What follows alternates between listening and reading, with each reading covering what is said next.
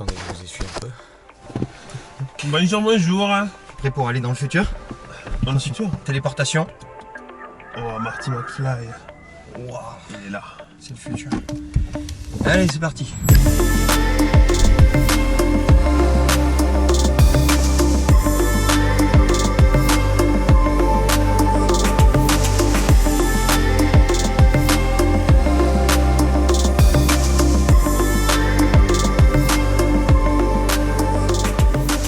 Salut à tous les amis, j'espère que vous allez bien. Bienvenue au Bi-Auto et bienvenue à Marseille avec Hugo, déjà pour commencer. Bonjour, bien sûr. Et voilà. Enchanté.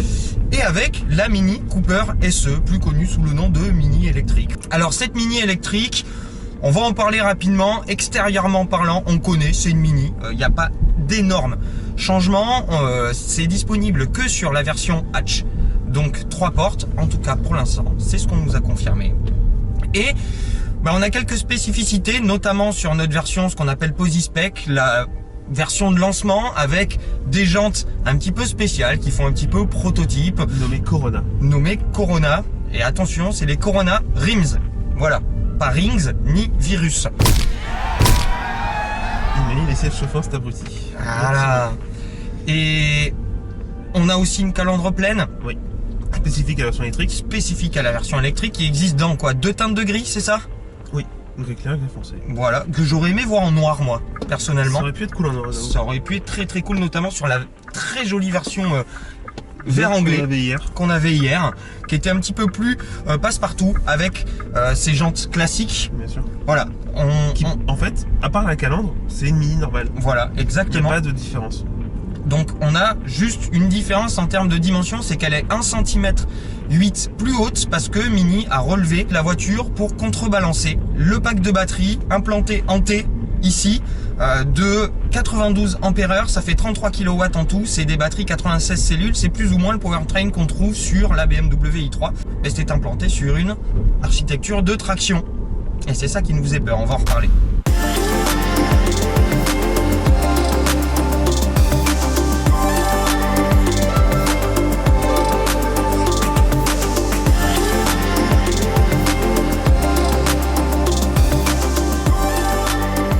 Intérieurement, on connaît, pas de surprise encore une fois, c'est vraiment l'habitacle Mini qu'on connaît avec son ambiance un petit peu spéciale, très funky, beaucoup d'éclairage. Voilà, des petits bruits sympas. Exactement, tout est travaillé. Ce que j'aime bien chez Mini personnellement, c'est le côté où on a un intérieur qui ne ressemble pas à une autre voiture sur le marché. Ouais. Et même au groupe BMW, il n'y a pas une BMW qui a le même intérieur et ça c'est top. Exactement. Et voilà, pour une ambiance propre à Mini. Mini le fait depuis toujours et ça continue sur cette Cooper SE qui a clairement pas de différence en fait avec une Mini classique, hormis ce nouveau combiné d'instrumentation entièrement digitale qui remplace les aiguilles qu'on avait avant. Qui sera repris sur les nouveaux modèles de la marque. On a aussi le head-up display devant nous qui est vraiment très cool. On est dans cet habitacle un petit peu spécial en termes d'ambiance. Maintenant, la grosse nouveauté de cette Mini électrique, c'est qu'elle est 100% électrique. Elle sort 184 chevaux et 270 Nm à 1 tour minute. Et c'est là que ça devient intéressant. Plusieurs interrogations d'abord. On s'en doutait, ça avance bien. Voire mieux qu'une Cooper S de 192 chevaux, notamment grâce au couple. C'est immédiat, le 0 à 30, il est instantané. Vous faites des reprises et là je suis en mode mild. Donc c'est le mode intermédiaire sur lequel démarre la voiture par défaut. Le mode confort. Voilà. Vous avez un mode green qui permet d'augmenter un petit peu la course de la pédale et de gérer un petit peu avec les accessoires pour qu'ils consomment un petit peu moins pour vous augmenter l'autonomie. On en parlera un petit peu plus tard, l'autonomie c'est vraiment pas ce qu'il y a de plus important sur cette voiture. Et le Green Plus qui va couper tous les accessoires pour vraiment avoir le maximum d'autonomie. Les sièges chauffants sont coupés, la clim est coupée. Exactement. Et on va avoir le mode sport qui là va vous donner toute la patate et une voiture ultra réactive.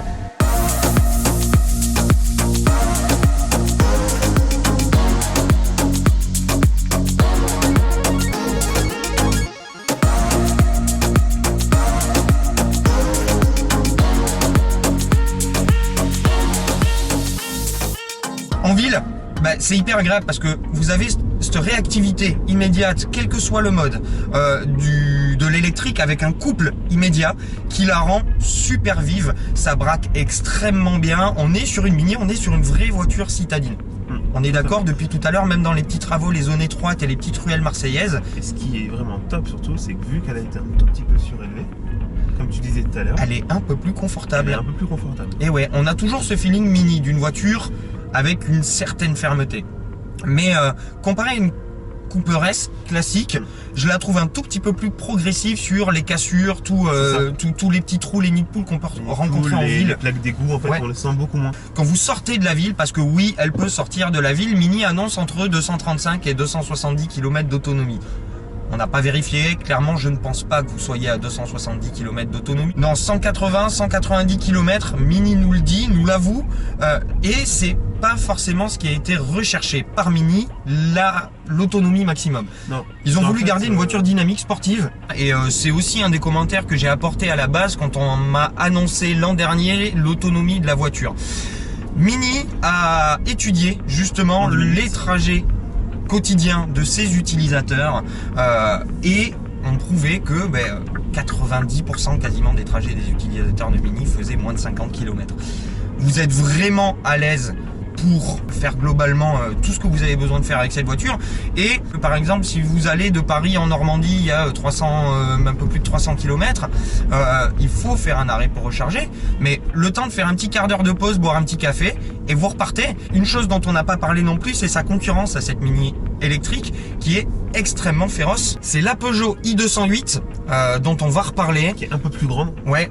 Est très agressive sur le plan de la proposition, mais globalement pour l'avoir conduite au Portugal il y a 3 mois, j'ai pas été aussi emballé.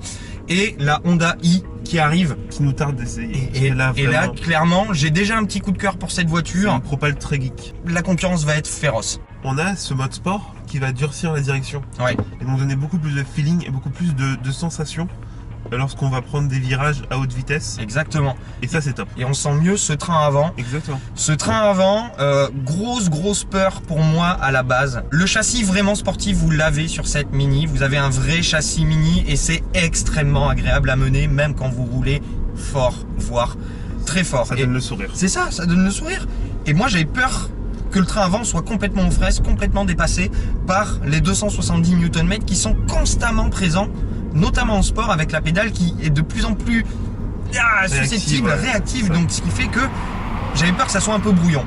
Et effectivement, si vous mettez la chaussette avec les roues tournées, on va se rendre compte que le train avant est un petit peu débordé, il n'est pas complètement aux fraises, mais il est débordé. Si vous êtes propre et que vous débraquez bien et que vous faites du dynamique, voire un petit peu de sport, eh bien ça va vous récompenser et vous avez cette régénération qui est paramétrable, faible ou forte, qui est pour moi.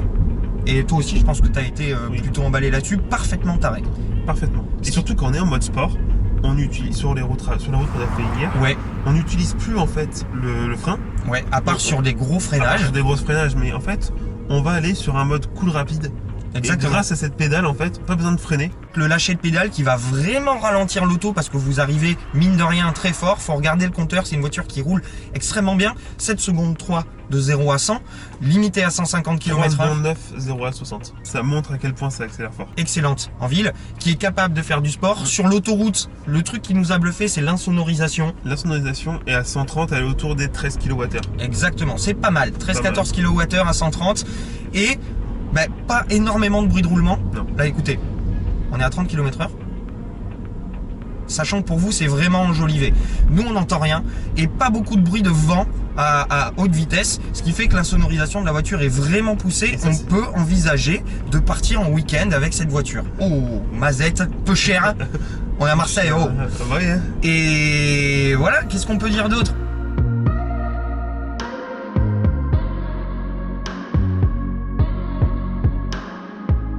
Côté pratique, la contenance du coffre, je vous l'affiche là parce que j'ai pas révisé mes fiches. Évidemment, habitabilité, c'est inchangé par rapport à une Mini normale. Ça c'est top parce que les batteries en fait sont placées dans le tunnel de transmission et sous les sièges arrière. On va parler de tarifs parce que on en a beaucoup parlé hier soir lors de la conférence et les tarifs sont hyper intéressant. Moi, je m'attendais pas à ça en fait. Un passant nous a demandé le prix de la voiture hier, j'avais pas bossé mes fiches, et je lui ai annoncé un 55 000 €. Prix d'une hatch JCW ou Cooper S extrêmement bien optionnée.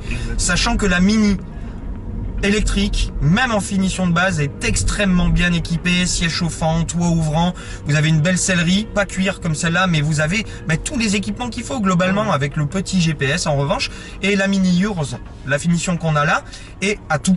Il lui manque un main-cardon, affichage tête haute, clim bizone de série. Clim bizone, siège chauffant de série, c'est extrêmement bien équipé. Alors elle commence à 32 000 € hors bonus, sachant que vous avez encore 6 000 € de bonus sur cette voiture. 26 000 € en tarif d'achat et 40 800 pour la version Yours.